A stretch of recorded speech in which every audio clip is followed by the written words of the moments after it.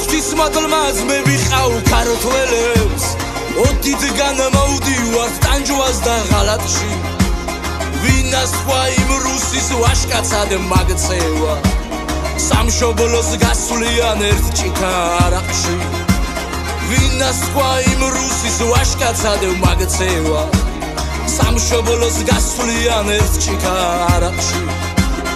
მაშ რაღაც ვიანობ სისხლისგან ვიცლებით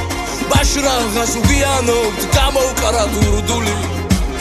ახსოვდეს გოლიათს სიმწარე იმ ქვისა